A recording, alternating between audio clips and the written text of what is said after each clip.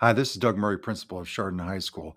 And the purpose of this presentation is to share with you the 24-25 Program of Study. This is an annual presentation that we present to not only our students and parents, but most importantly, we share this with our Board of Education so that they can take the opportunity to look at it, ask questions, and then approve it for the 24-25 school year. We've been working collaboratively all this school year with our teachers regarding some of the updates you're going to see inside of this program. I would like to begin by sharing with you a couple big ideas that you will see in here. The first is that if you see anything that is marked yellow inside of this document, that is to express that there has been changes to a previously approved document. Those changes could be words in a sentence to describe a course, or it could show you that there have been complete adjustments to the course from previous years. This will be indicated later on in my presentation to you. Second, there are three big ideas to the program of study. The first is the increase to graduation requirements. Now, that might sound like a whoa, what are you talking about? But it really is not. As you look at the reconfiguration that has gone in our school over the last 6 years, one of the things that we have shared with all of our families is the fact that we have had access to courses to eighth graders at an earlier rate. Students have been taking health, PE, and then access to high school courses at a earlier rate than their peers, and they've been graduating with more credits than the state requirement of 20. So we are having another adjustment to the state requirements with financial literacy that is expected for the class of 26. We are moving forward for the 24-25 year with increasing the graduation requirements to 20.5 credits to make the need of financial literacy connected to their graduation, but also not to take away from the already expected courses that our students take. Second, you will see that we are going to present to the board the 24-25 course weights. We have not weighted courses here probably way before even my time. It hasn't even been a consideration. It has been brought to the board several times, and now we are bringing it to the board with an intention and purpose. We're the only school around in the 30-mile radius that does not weight courses, and it is impacting our students' opportunities not only to challenge themselves, but also to get them connected to merit scholarships as they transition to college. I'll explain that momentarily. And then ultimately, there will be the transition with that to a Latin graduation. That would include the summa cum laude, magna cum laude, and cum laude to recognize more students, specifically with the weighted grades, so that students can see that their work that they do matters when they get to the finish line. Let me begin by walking you through this program. The first thing I want to indicate as you go through this program of study is that I will indicate the minimum graduation requirements, and I've highlighted that it is 20.5 units of high school credits. The state requirement is 20, and that is to meet the needs of the units of financial literacy required for our students in the class of 26 and beyond. Now, next year's students are the graduates of class of 25. We've already done an inventory of their course credits, and many of them are going to be way beyond that 20.5 threshold because of the type of students that we have and the courses that they have been taking since their eighth grade year. Everything else inside of the class of 23 and beyond has not changed those graduation requirements. And as you go through this document, you will see the college credit plus information that we will communicate to you on February 6th at our evening, that we have our CCP night and curriculum night. The only things that have been adjusted in there would be the annual dates and years for requirements for enrollment to the CCP program. The first step is the February 6th date, and then the second step would be then meeting with your counselor, finishing that form, and then applying to Lakeland or any other institution you're choosing. To incorporate the drop ad policy, what has been highlighted in there is the practice that we've put in place so that it is clear for all students.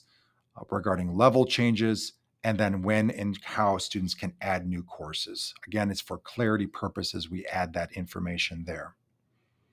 Notice the dates that are incorporated into the program of study to align to CCP. It is already there. And as we transition through this program of study, nothing has changed with eligibility. All of those are incorporated.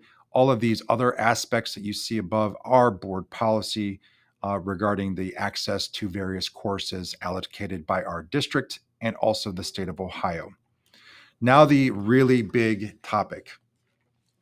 I presented in December to the board the work that our teachers have been working towards for grading policies inside of our classroom. That is our grade books and what we do and what equates a grade to mastery assignments, practice assignments, or for others, your understanding of summative and formative assessments. That's step number one, and that's the most important work, is what we do between the lines. But then when it comes to the fact of having 30 college courses in our building, and then looking at state law, that CCP courses are weighted as your highest course or equivalent to your highest course in your building, and we currently do not weight courses, we decided and discussed collaboratively it's time. Students every year request what would be my GPA if it's weighted. They ask their counselors this. The counselors then give them a formal letter that goes to a college that says your child who had a 3.7 that was unweighted actually had a 4.25 weighted. We've been doing this for years. And in 4 years, we're talking 60 plus thousands dollars per kid per year by the colleges that they are applying to. On average, that would be their merit increase. That's a lot of money. In the sense of the college tuition process, and or the 4E process, having every opportunity to be fair and equitable to their peers to make merit scholarships matters. So for the 24-25 school year, we have shared with the board the way that we want to compute grade point averages for high school graduates that could impact students who have taken previously, positively that is, honors or AP or CCP courses, to be able to retroactively go back and weight those courses. So by the time that these students graduate, they would have a full weighted GPA. You might say, what does that mean for the class 24 that's graduating? Upon board approval, we will go inside of Infinite Campus and begin this work. All students, upon request, would be able to receive a weighted and or unweighted GPA so they can send that to their colleges for merit and or for just the graduation enrollment process.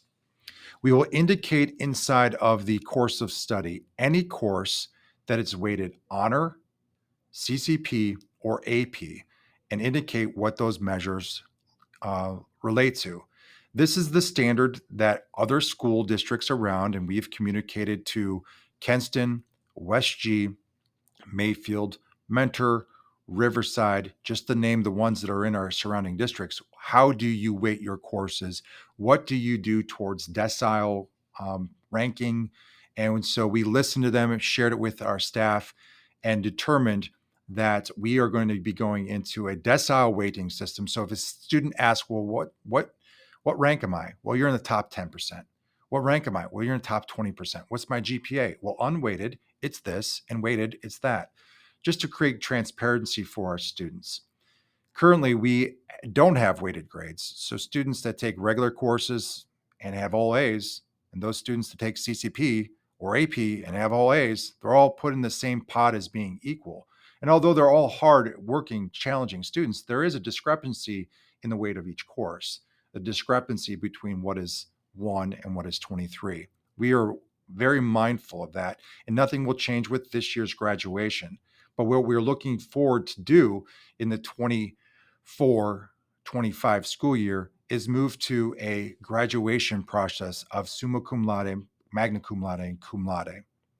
This document will share with you that in order for a student to earn weighted grades in their course, either retroactively, like they just completed the work in the previous years, or future, they're enrolling for the first time.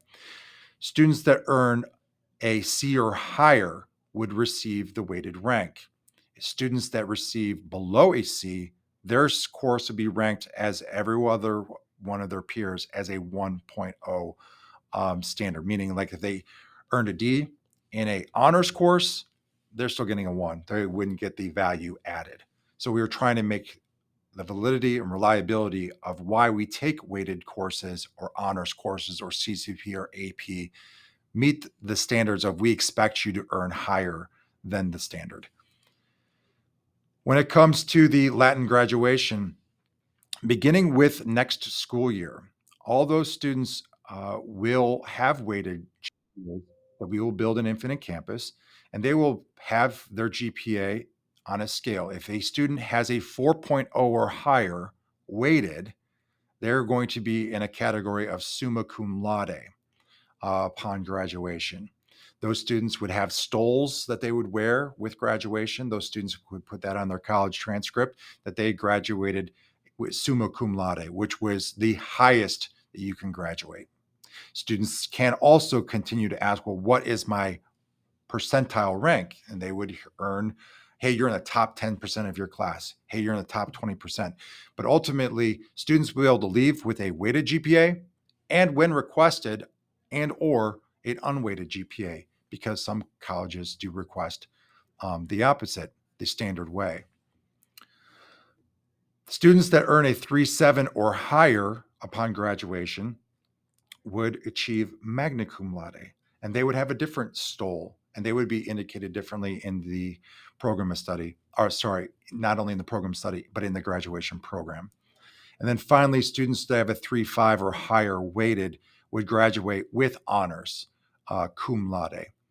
We're getting aligned to not only what other schools are doing with weighted GPAs with graduation, but we're also getting aligned to where we need to be as a destination school district, which is a part of our strategic plan to be a destination school district. Now, we already do this work, so what does it make us destination? Well, the reality is it's going to put us in alignment so that students upon their graduation can be having a valid, reliable data point to submit to college and state that they graduated with honors, with highest honors, or with high honors, with a weighted GPA accordingly to the courses they took. With that, we also have to adjust the Topper Club Awards to incorporate more students' access to these awards. And so we are following the same um, concept of the cum laude, that a student with a Topper Club honor with distinction at the end of an entire school year, if they had a 4.0 or higher weighted, they would be in the Topper Club Awards. Students that have a 3.7 or higher would be a part of the honors of the Topper Club Awards. And then students with 3.5 or higher would be a part of Topper Clubs. This is going to incorporate many more students, recognizing many more students for the work that they do. And that's our most important work. Not only the standards-based learning, the lessons that relate to the standards, the assessment of the work, and then the verification and validation that your work mattered for all students. We will continue to discuss this and answer any questions, not only for the Board of Education, but for our parents and our students at curriculum night and also when we meet with our students. There's nothing negative about this for our students. This is going to benefit our students tremendously, tremendously, that they don't have to wait as in previous years where you had to grandfather the system in. We are going to implement the system immediately, benefit our kids graduating so they can have that option, but benefiting our class of 25 and beyond so that they can be able to have a GPA that meets the standard of the work that they have done. Now into our coursework. Again, everything that is inside of this coursework will be indicated in yellow if there's been any adjustments. And you'll notice in our great art programs that we have 2 teachers and they are maxed in all their courses. They didn't change any of their courses. They simply identified a couple of adjustments to the language of their courses. We have identified honors in AP and CCP with stars, so students know that those courses are weighted, along with the flow chart you can see. Inside of the business departments, we continue to offer CCP business. We have a teacher that's currently working towards that credentialing with the retirement of Mr. Herner, so that we can continue offering business in the CCP world for all of our students. It's a very popular course. Career Technical Education, CTE. This used to be separated into STEAM and crew. Now it's all under one umbrella. We have a wonderful opportunity for our students when we talk about the 4 E's to get industry recognized credentials, real internships while they're in school, and provide them opportunities to either take their work preliminarily to learn skills that will give them these micro credentials or skills that can get them internships prior to the opportunity for Auburn, or post Auburn, or continuing with Auburn. Students can get into CBI labs, they can get into crew, they can get into great opportunities for all students, not just those that are interested in going into the career world, but also the college world, because we expand it to the work of our engineering courses that you will be able to see in here.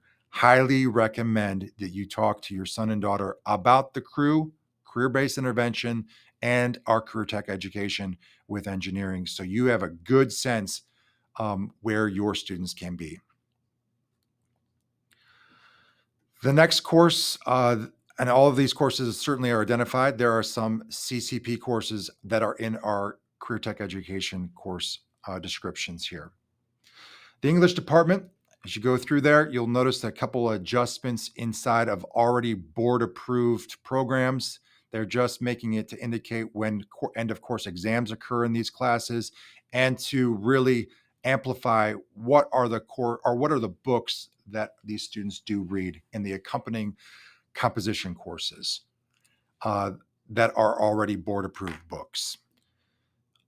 The other thing that we are going to put in is the career and technical English courses that we ran before. We are seeing a very strong group of students. We have our college bound students, but we have career bound students, and it's not adding additional sections, it's taking our sections and putting them in with purpose, that some of our students are career focused, and we will hand schedule those students in cooperation with working with the teachers, the students, and the parents, that these students would best fit themselves if they're going to become an HVAC person, if they're going to work in manufacturing, that they might want some more technical reading, technical writing that will help them be best equipped for their careers.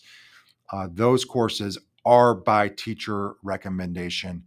Students cannot just take them because they want to just take them. They're in based on data and working with students and parents. And those are indicated there inside of the English program of study. Everything else would identify that it is like an off year. World mythology was simply mythology, and so it shows you how it's been adjusted.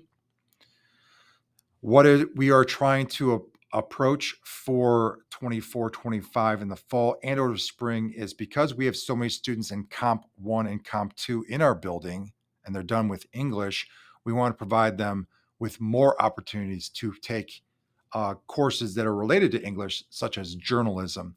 This is a work in progress, and it will most likely be ran next school year. We just don't know if it's fall or spring, but we want to indicate that this is a College Credit Plus course. Inside of the world of health and PE, everything is exactly the way it was in 23-24. No adjustments have been made. Those courses are highly filled. In the math department, we do run fundamentals of algebra. It was on the books. We just want to identify some of the specific language that was inside of that. And that is, of course, a recommendation course that the teachers make those recommendations. We also are showing that probability and statistics is a course that will satisfy the Algebra 2 equivalent for graduation, and we will certainly hand schedule certain students for that. That does not mean that students can't just take that, but certain students that would best fill that requirement, we will be scheduling students into that course. We continue to offer college algebra and trig through Lakeland, through our teachers here. Extraordinary course. It is a course that is required for those going to college, so we provide the opportunity to do it in high school, and it is after your Algebra 2. Again, we expect all students to take the end of course exams, not only in their class, but also we expect those who are in AP that are enrolled to take the AP test, and we just highlight that as an adjustment to our course of study with identifying and modifying Word. A couple courses are in off years, and certainly you can read this at your convenience. I'm just giving you, a 15-minute topographical so that it does best help you understand this. Inside of band and the music department, you can see that grade 8, and they have the opportunity to take band and choir for high school credit. We have, after all these years of work, Miss Lickler and Mr. Strife want to provide that opportunity because they are doing all the concerts together, that they want to give value added to our students for the work that they are doing, because they are truly have modified the course to be at a high school level.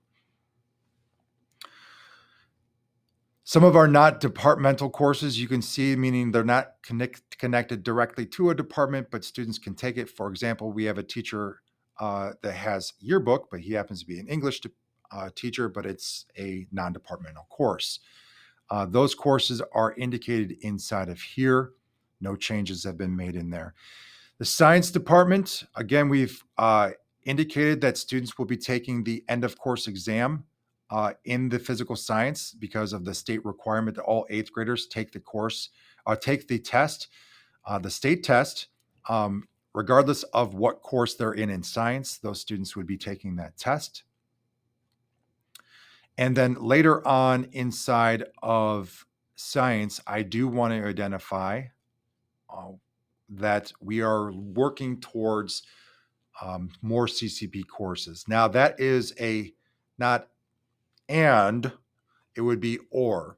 So, as example, we are working with Lakeland to bring back the labs that have been completely updated to be able to do these labs that were asked previously from Lakeland when we took and did CCP chemistry. Now we have the space to really do it. That one of our teachers, the AP teachers, wants to just flip over the AP to the CCP course. And those students would actually earn 10 college credits by doing so. Within the AP, they would earn college credit for the AP class. This is actually guaranteeing college credit. Other courses that would be considered, but not landing the plane completely on this, would be our courses that are bio and or AP environmental science. That is, we are eligible to teach it. It doesn't mean we're going to be teaching all these. We put them all out there because we're eligible to teach it. But by the time we go scheduling, we are going to intentionally choose the right course so that we don't get into a scheduling conflict with not only our teachers, but also our students. I do ask you to look at these courses that could be offered.